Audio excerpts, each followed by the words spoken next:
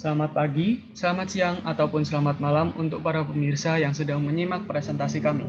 Pada kesempatan kali ini, kami dari kelompok 4 hendak memaparkan final progress dari tugas besar mata kuliah pengantar rekayasa dan desain yang mengusung sistem infrastruktur jembatan lengkung rangka beserta drainase. Next.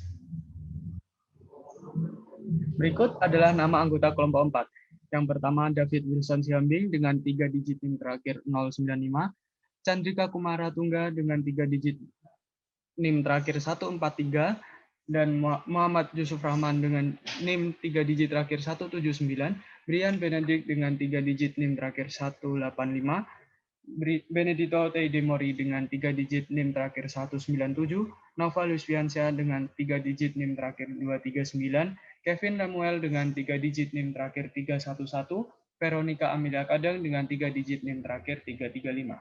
Boleh lanjut? Pada tugas kali ini, kami mengambil permasalahan sipil di mana terdapat dua permukiman, sebut saja daerah A dan daerah B, yang dipisahkan oleh lembah yang cukup dalam, seperti yang pada gambar. Kedua permukiman ini memiliki permasalahannya masing-masing. Pada daerah B merupakan daerah pertanian yang memiliki keterbatasan sumber air sebagai pengairan. Sedangkan daerah A memiliki keterbatasan akses keluar karena terisolasi oleh lembah, tetapi memiliki danau yang cukup luas.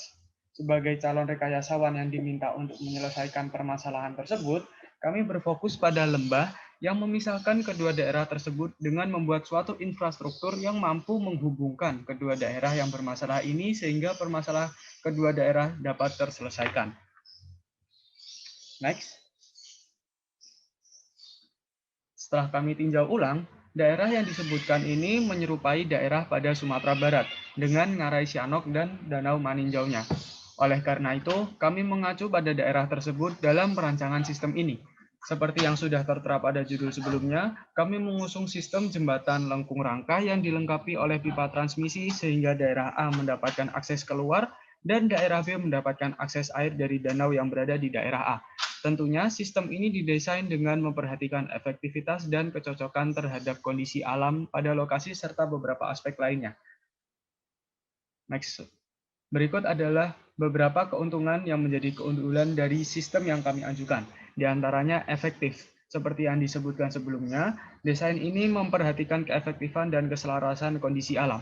Kita ambil contoh Ngarai Sianok yang memisahkan kedua daerah sejauh 685 meter dengan kedalaman mencapai 100 meter. Keadaan ini menggiring kami untuk membuat jembatan dengan model lengkung sehingga tidak memerlukan penumpang vertikal, berbeda dengan jembatan rangka yang membutuhkan penumpang setiap beberapa meter. Kemudian estetik, sistem yang kami buat ini memiliki bentuk yang cukup estetik, sehingga dapat menjadi sarana wisata di kedua daerah dengan menyiapkan lahan di dekat jembatan dan mengarahkan pedagang kaki lima untuk berjualan di lahan tersebut dapat menjadikan tempat tersebut sebagai wisata kuliner. Kemudian daya tahan kuat, mengingat kami menggunakan model jembatan lengkung yang dapat berdiri tanpa adanya penumpang, serta keunggulan model jembatan rangka yang kokoh dan tahan lama, membuat kami terpikirkan untuk menggabungkan keduanya sehingga terciptalah jembatan yang memiliki daya tahan yang kuat tanpa memerlukan penumpang vertikal. Mengingat Ngarai Sianok memiliki kedalaman 100 meter yang pastinya membutuhkan dana yang banyak untuk membuat penyangganya. Dan terakhir, sustainable. Struktur ini memiliki resistensi dan tahan lama sehingga memenuhi sasaran keberlanjutan demi kesinambungan masa depan.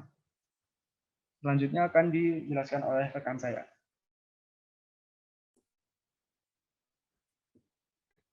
Berikutnya, struktur pohon objek. Yang paling atas, infrastruktur pengembangan pemukiman. Dibagi menjadi 3, yaitu jembatan lengkung rangka, pipa transportasi air, dan penampung air. Di jembatan lengkung rangka dibagi menjadi dua bagian, yaitu struktur atas dan struktur bawah. Di struktur atas meliputi beberapa bagian, yaitu dek, drainase, balok lantai, gelagar lengkung, dan bearing. Sedangkan di struktur bawah meliputi dua bagian, yaitu abutmen dan pondasi. Di pipa transportasi air dibagi menjadi dua, yaitu pipa air dan pompa air. Di pipa air dibagi lagi menjadi beberapa bagian, yaitu dudukan, pengikat, katup udara, dan pengaman. Nah, di penampung air terdiri dari struktur embung yang meliputi pelimpa embung, tubuh embung, intake, dan kolam tampungan. Next. Berikut ilustrasi jembatan tampak depan yang akan kami buat. Jembatan yang akan kami buat adalah sebuah jembatan lengkung rangka. Jembatan lengkung rangka adalah jembatan yang menggabungkan elemen jembatan rangka dan jembatan lengkung. Kami memilih jembatan ini dikarenakan jenis jembatan ini memiliki struktur yang lebih kuat dan lebih panjang tanpa memerlukan banyak penopang vertikal. Jembatan ini memiliki desain melengkung setengah lingkaran seperti bentuk parabola, dapat dilihat di slide. Bentuk parabola atau melengkung menyebabkan kompresi yang terletak pada dua arah, yakni horizontal dan vertikal. Jembatan ini memiliki fondasi yang berada di dalam tanah. Next. Berikut ilustrasi jembatan tampak samping yang akan kami buat. Next. Bisa dilanjut dengan rekan saya.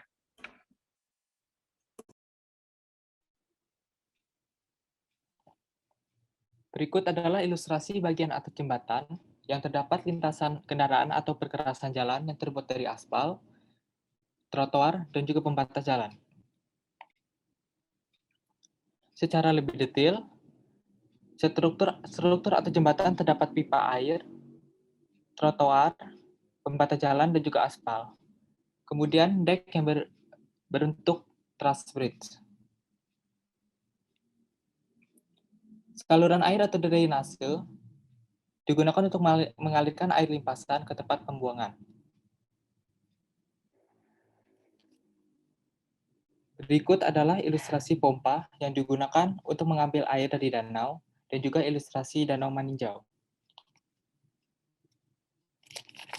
Berikut adalah ilustrasi embung sebagai penampung air sebelum didistribusikan melalui sistem irigasi dan juga sebagai penampung cadangan air selama musim kemarau.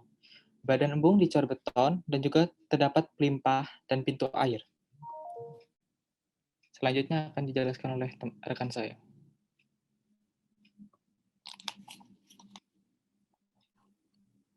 Berikut spesifikasi dari desain struktur kami yang terdiri dari parameter umum dan materialnya. Yang pertama, jembatan yang memiliki dimensi 685 meter x 11 meter. Material yang digunakan adalah baja atau steel. Kedua, pipa transmisi 80 bar. Material yang digunakan adalah pipa galvanum dengan tipe SCH80. Yang ketiga, pipa pompa hidram 40 bar. Material yang digunakan adalah pipa galvanum tipe SCH40. Yang keempat adalah embung dengan dimensi 40 meter x 25 meter x 2 meter. Material yang digunakan adalah beton.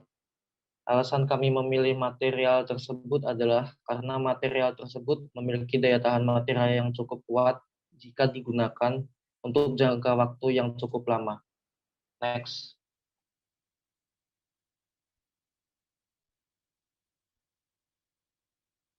Berikut rancangan biaya untuk setiap pembangunan strukturnya. Yang pertama, pembangunan jembatan yang memakan biaya sebesar 36.088 juta sekian. Yang kedua, pekerjaan perpipaan yang memakan biaya sebesar 19.205 juta sekian. Yang ketiga, pembangunan embung yang memakan biaya sebesar 115.652.000 sekian. Next. Total biaya keseluruhannya adalah 55.409.632.019 rupiah.